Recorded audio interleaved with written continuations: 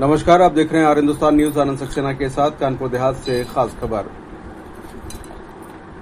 अखिल भारतीय पाल महासभा एवं समाजवादी पार्टी के तत्वाधान में अकबरपुर के हिंदी भवन में लोकमाता राजमाता अहिल्याबाई होलकर की 231वीं पुण्यतिथि पर भव्य श्रद्धांजलि समारोह का आयोजन किया गया। कार्यक्रम की शुरुआत बड़हीनपुरवा से निकली हजारों बाइकों की विशाल रैली से हुआ, जो रोशन मऊ और तिंगाई होते हुए हिंदी भवन पहुंची और देखते ही देखते पूरा परिसर ऐतिहासिक जन सैलाब में तब्दील हो गया। श्रद्धांजलि सभा में लोकमाता से पुष्प अर्पित कर उनके न्याय, शासन और जनसेवा के आदर्शों को याद किया गया।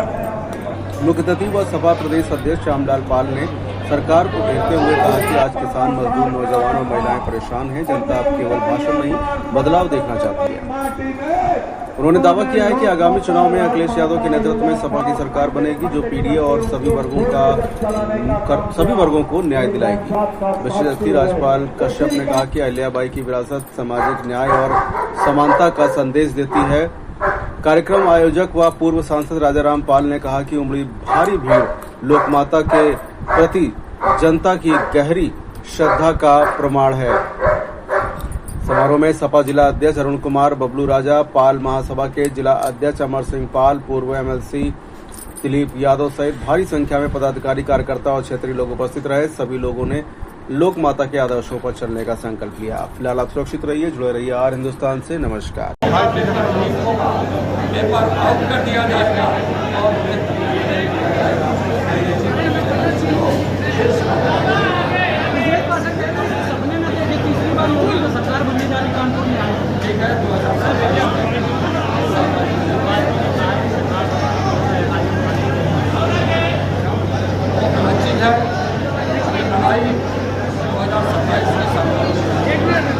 और सामाजिक न्याय के रास्ते पर हर उनकी हिस्सेदारी के आधार पर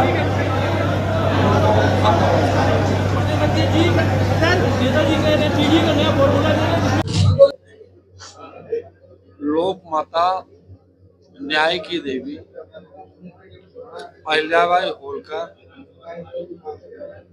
की पुण्यतिथि है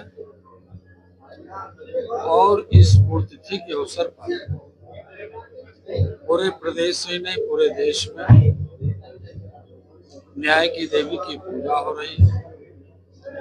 इसीलिए यहाँ पर कानपुर देहात के अकबरपुर में उनके याद में कार्यक्रम आयोजित किया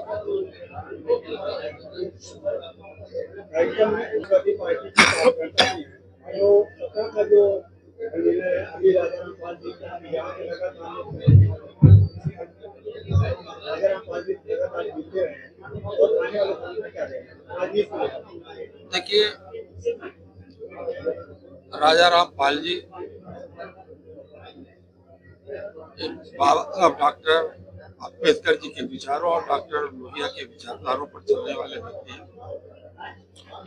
और उनका व्यक्तित्व समाजवाद के लिए है, उन लोगों के लिए है जो शोषित, वंचित, पीड़ित लोग हैं। इसीलिए जब देश और प्रदेश में न्याय कमजोर हुआ है, सामाजिक असमानता बढ़ी है, आर्थिक विषमता पूरी तरह से देश में हावी है, ऐसे अवसर पर इन्होंने लोकमाता अहिल्याबाई की पुण्यतिथि पर तमाम अपने नौजवानों को जो बेरोजगार हैं, जिनके साथ भी विश्वासघात हो रहा है संविधान के मुताबिक सरकार में, उन सभी मुद्दों को लेकर के आज की जयंती का समारोह बहुत ही सार्थक रहा, सफल रहा और हमें उम्मीद है कि 2027 में सामाजिक न्याय की सरकार बनेगी और उसके मुख्यमंत्री अखिलेश यादव।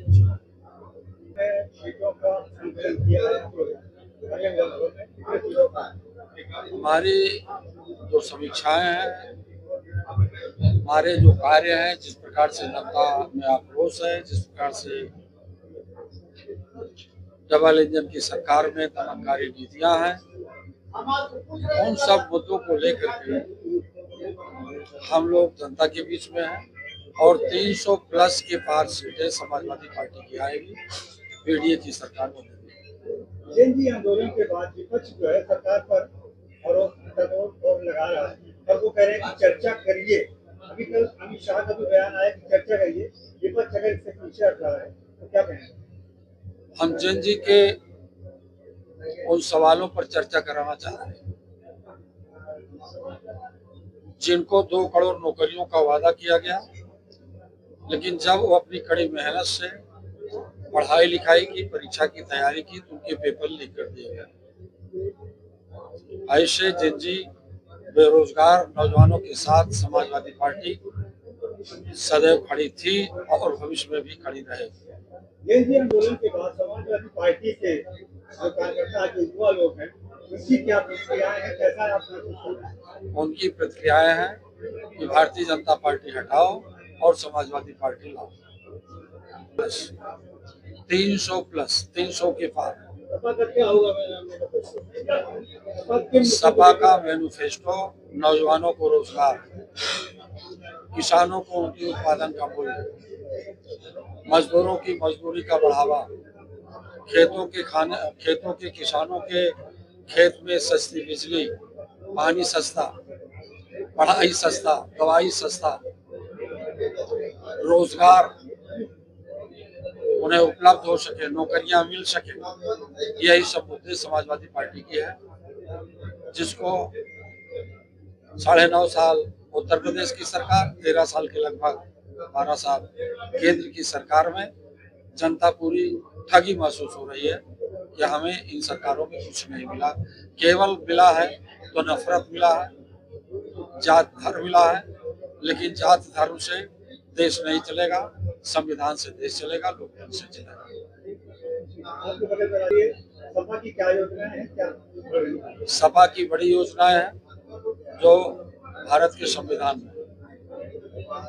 संविधान में आरक्षण की व्यवस्था दी गई है। भारतीय जनता पार्टी ने नफरत की राजनीति पैदा करके सत्ता में तो आई, लेकिन इन पिछड़ों की नौकरियों को स्वयं खा डाली।